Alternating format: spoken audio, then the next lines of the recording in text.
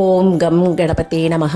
మాఘమాసంలో నదీ స్నానంతో పాటు ఏ కార్యాన్ని చేస్తే అశ్వమేధ యాగం చేసినంత ఫలితం లభిస్తుంది, ఏవి దానం చేస్తే సర్వ పాపాలన్నీ కూడా తొలగిపోయి పుణ్యం వస్తుంది, శివుడు పార్వతీదేవికి మాఘమాసం యొక్క మహత్యం గురించి ఏ ఏ విషయాలను తెలియచేశాడు అనే విశేషాల సమాహారమే ఈ వీడియో.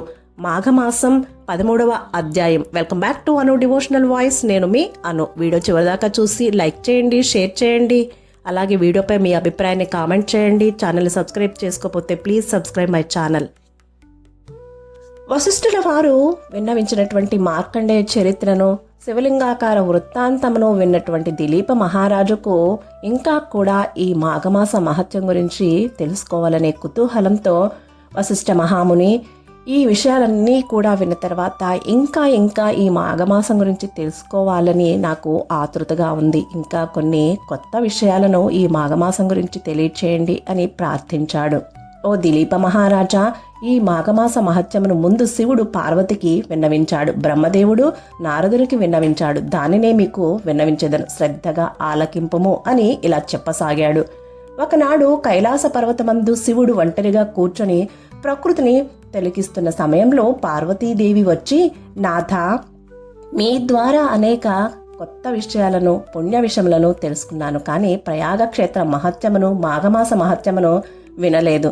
వాటిని కూడా మీ వలన వినవలననే కోరికతో ఉన్నాను, కావున నా కోరికను తీర్చి నన్ను ధన్యరాలను చేయండి స్వామి అని ప్రార్థించింది పార్వతీమాత. ప్రేమతో అర్థిస్తున్న పార్వతీ కోరికను కాదనలేకపోయాడు పరమేశ్వరుడు. దేవి, నీ కోరికను తప్పక తీర్చదా అంటూ ఇలా చెప్పసాగాడు. సూర్యుడు మకర రాశి యందుండగా మాఘమాసమందు ప్రతి వారును ప్రాతకాలమునే లేచి కాలకృత్యములు తీర్చుకుని నదిలో స్నానం చేసి విష్ణు పూజలు చేయాలి, దాన ధర్మాది క్రతువులు చేయాలి. అట్లు చేసినచో సకల పాపముల నుండి విముక్తుడగుటియే కాక మరణించిన తర్వాత కూడా మోక్షమును పొందగలడు. అట్లే సూర్యుడు మకర రాశిలో నుండు మాఘమాసమందు ప్రయాగ క్షేత్రమందు ఏ మనుషుడు నదీ స్నానము చేస్తాడో అట్టివాడు వైకుంఠమునకు పోయి సుఖించుడు.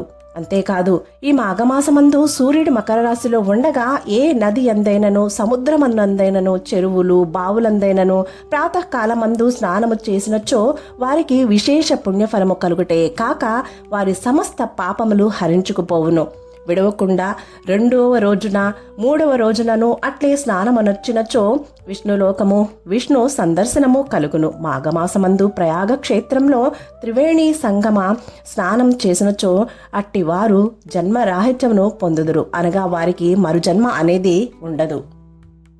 మహేశ్వరి, మాఘమాసమందు సూర్యుడు మకర రాశిలో ఉండగా చేయు నదీ స్నానముకు ఫలితము ఇంత అంత అనే చెప్పనలవి కాదు. మాఘమాసమందు దొరికిన ఏ తటాకమందైనను, అనగా నది కాని, చెరువు కాని, బావి కాని, కాలువ లేదా మరేదైనా నీటి ప్రవాహమందు కాని ఈ ప్రాతకాలమందు స్నానమాచరించి ఆదిత్యునకు అర్ఘ్య ప్రదానము కావించి శక్తి కొలది దాన ధర్మములు చేయవలను. ఆ తర్వాత విష్ణు అర్చన కాని, శివ అర్చన కాని చేసుకోవాలి. ఎందుకంటే అన్ని మాసములలోనూ మాఘమాసము అత్యంత శ్రేష్టమైనది. సర్వదేవతలందరూ శ్రీమన్నారాయణుడే ముఖ్యుడు కదా. ఆ శ్రీమన్నారాయణుడే కదా సకల చరాచర జీవరాశిని పోషించి పెంచుచున్నది. శాస్త్రాలన్నింటిలోనూ వేదశాస్త్రము ముఖ్యమైనది. అలాగే జాతులన్నింటిలోనూ బ్రాహ్మణ జాతి శ్రేష్టమైనది. పర్వతములన్నిటిలోనూ మేరు పర్వతము ఉన్నతమైనది. అట్లే మాసాలన్నిటిలో మాఘమాసము మిక్కిలి శ్రేష్టమైనది. కావున మాఘమాసమందు చేయు విష్ణు పూజలు, భజనలు, సంకీర్తనలు, దాన ధర్మాది క్రతువులు విశేష ఫలితాన్నిస్తాయి. ఆ భగవంతుని చేరుటకు భక్తి మార్గం ఒక్కటే సులభోపాయమని గ్రహించాలి.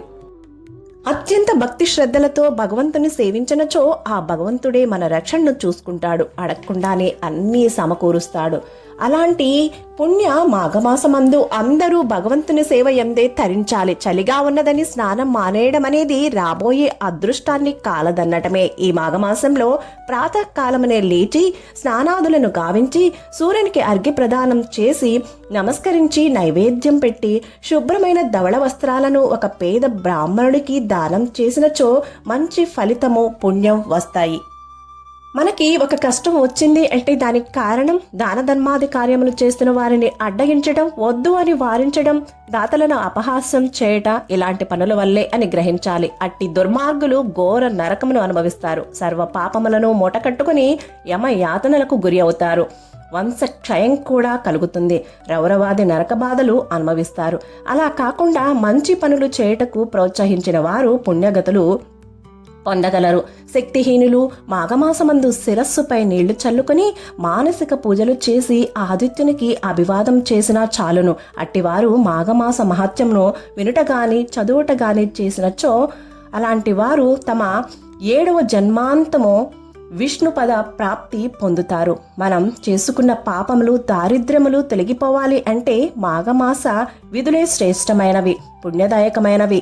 ఈ మాఘమాస అంతా కూడా 30 రోజులు క్రమం తప్పకుండా పూజా పునస్కారాలు, దాన ధర్మాది కార్యములు, భజనలు, ఆలయ సందర్శనాలు, భగవంతుని పట్ల భక్తి శ్రద్ధలతో ఉన్నట్లయితే అతనికి అశ్వమేధ యాగములు చేసినంత పుణ్య ఫలితం సిద్ధిస్తుంది. బ్రాహ్మణులకు దక్షిణ తాంబూలాదులిచ్చి సంతృప్తి పరిచినచో ఎనలేని పుణ్యమును సంపాదించుకోగలడు. బ్రహ్మహత్యాది ఘోర పాపములన్నీ కూడా నశించిపోతాయి.